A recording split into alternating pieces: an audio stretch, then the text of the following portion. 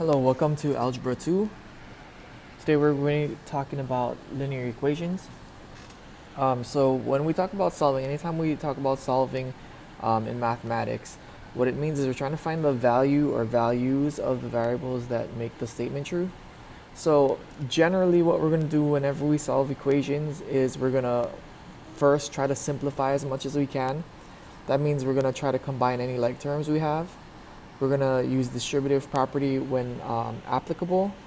We're also going to talk about ways to deal with fractions for those of us who don't do well with fractions. And we're also going to move variables to the same side. So those are all things we're looking for when we're simplifying. And then once we're done with simplifying, we're going to go ahead and solve, which we should probably be familiar with. One good way to think about solving for those of us who have trouble is we're going to use the reverse order of operations. So if you think about operation or the order of operations as PEMDAS, right? When we simplify, we go from top to bottom. So we start off with parentheses, exponents, move to multiplication and division, and then addition and subtraction. When we're solving, generally we're going in reverse. So when we're solving, we're starting with additions and subtractions, then moving on to multiplications, divisions, then we're doing exponents, and then we're ending with what's inside of our parentheses. Excuse me. So let's go ahead and do some examples here. So for this one, we got 6 plus 3w equals negative 12. Now feel free to stop this video at any time if you need to slow down and take notes, or you need to write down any questions that you have regarding what we're talking about in the video. We'll be able to talk about those when you guys come to virtual class or in class next time. All right, so we're looking at 6 plus 3w equals negative 12. Step 1, we're going to try to simplify. But there's nothing we can combine. There are no like terms right now on the same side. We don't have any distributive property. We're not dealing with any fractions. So this one we're good with. We don't have to simplify it. So let's get into the solving then. So again, we're going to go in reverse order of operations. So we're going to take care of any additions or subtractions. Now we're solving for w, which means we're working on the left-hand side. We want to get rid of any additions and subtractions. Our main goal is we want to get w by itself. So we can take care of 6 by subtracting a 6 on both sides. 6 minus 6 is 0. That's the whole point of it. We're moving that 6 away from the 3w. So we end up with 3w equals negative 18. Now that we took care of our additions and subtractions, we can look for multiplications and divisions. And we know that 3 times w, we can undo a multiplication by dividing on both sides. Now 3 divided by 3 is 1. So we have 1w there, or just w, equals negative 18 divided by 3, which is negative 6. So we found the value that makes the equation true. And we can always go ahead and plug that negative 6 here back into our w in the equation if we want to check if it's correct. All right, so you don't have to check every time, but sometimes, especially if you're not quite sure if you did it correctly, go back and check. Just make sure you did it okay. All right, so that's a basic two-step. It's called a two-step because we did 2 algebraic moves. We did the subtraction of the 6, then we divided by the 3. So our goal really is to get as many of these simplified so that they're down to a two-step before we start solving. All right, so let's take a look at the next example. This one is negative 12 equals 6x plus 18 minus 9x. So in the simplifying phase, right, we notice that we have on the same side of the equation, the right side of the equation, we have 6x and a negative 9x. which we know because they're on the same side of the equation, we can just combine them. So that's going to be 6x minus 9x is negative 3x. The 18, nothing changed there. We're going to bring that down. And we have our negative 12. So what's going to happen here? Now we have a two-step again. We're going to do our reverse order of operations. We notice that we have an addition and subtraction. We're working towards getting x by itself. So we're going to take care of this plus 18 by subtracting it on both sides. The purpose of that is to make a 0 there. So we have negative 30 equals negative 3x. We took care of our additions and subtractions. Now we're going to go ahead and do our multiplications and divisions. So here we're dividing by negative 3. And we find that x is going to be positive 10. All right, so we got it to the point where it's a two-step. Once we got to that point, then we ended up solving. So just be very careful when you're simplifying. A lot of people in this step sometimes move one of the variables over to the other side, and then they end up with doing way more work than they have to. One thing about solving, though, is that as long as you don't break any of the rules for solving, as long as what you do on one side you do to the other side, you're never going to get it wrong. You might have a lot more steps than other people to get to the correct answer, but as long as you don't break any of the rules, you eventually get there. One more thing is make mistakes, make tons of mistakes if you have to make mistakes, but as long as we grow from those mistakes and learn from those mistakes, then you'll be fine. Don't be afraid to mess up. Try something, see if it works out. If it doesn't work out, then try something else.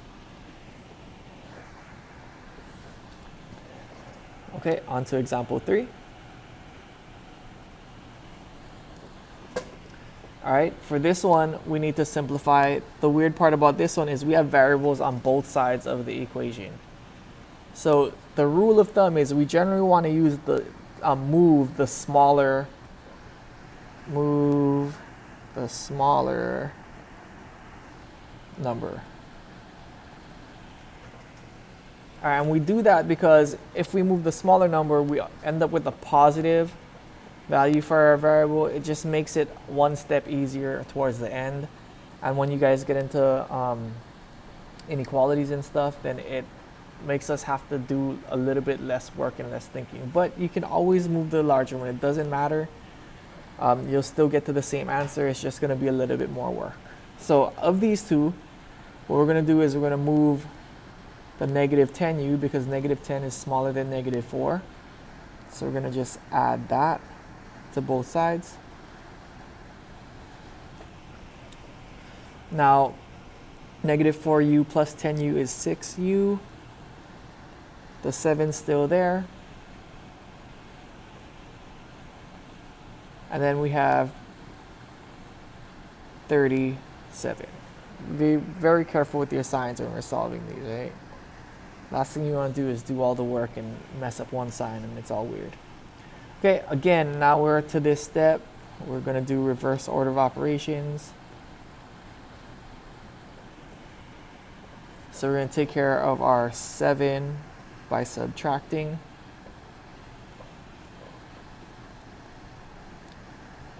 Then we're going to divide by 6. So u is going to be 5. Now remember, you can always pause these videos if you need time to take notes. I'm going a certain speed because I know your attention spans just so long. So I'm trying to get through these as quickly as possible, but you guys have the benefit of the video being able to rewind it, pause it, and do all that stuff so you can take notes and write down any questions that you have for next class. All right, so I think we have 2 more examples now. So this is example 4.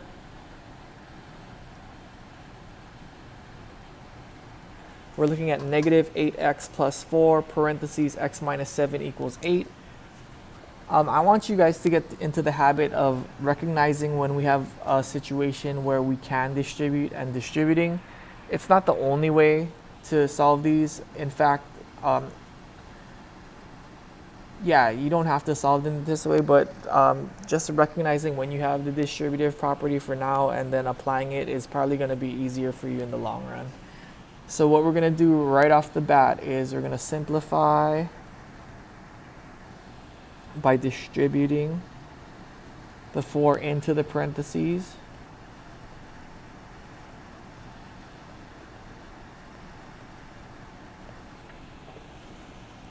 So this is going to look like negative 8x plus 4x, and then 4 times 7 is 28.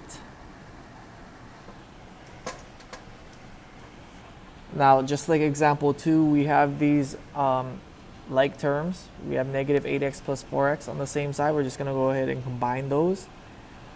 So negative 8x plus 4x is negative 4x. 28 is still there.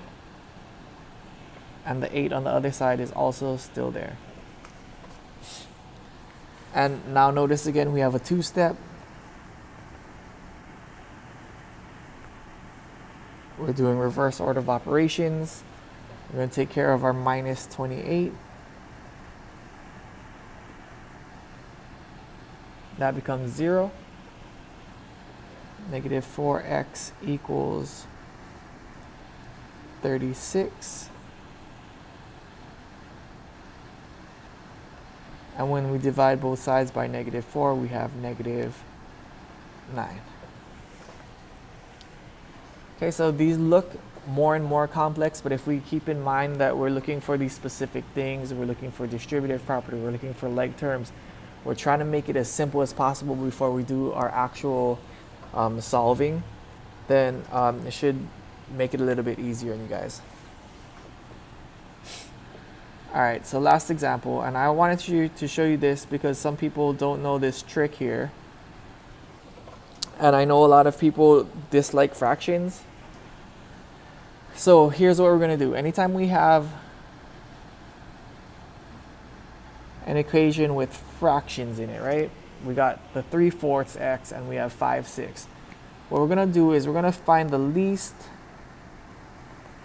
common denominator.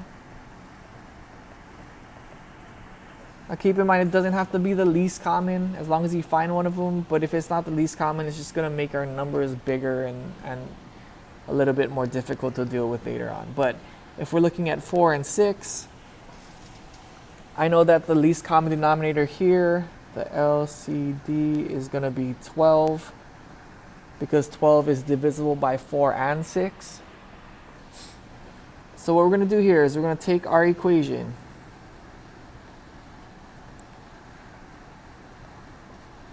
we're going to put these brackets up around them, and we're going to multiply by 12 into the whole equation. So each part is going to be multiplied by 12. So 12 times 2, 12 times 3/4 x, 12 times 5/6. It's kind of like distributive property, but really it's just algebra. We're making sure we're multiplying 12 on both sides.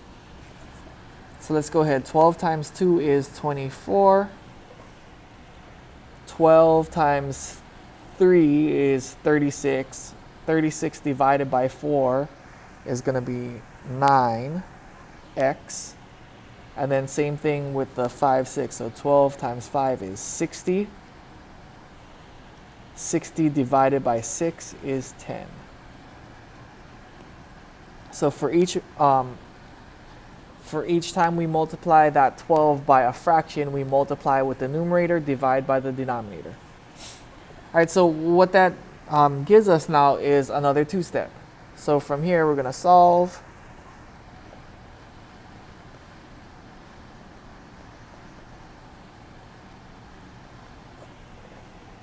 So we're going to take care of our 24 first. We're subtracting.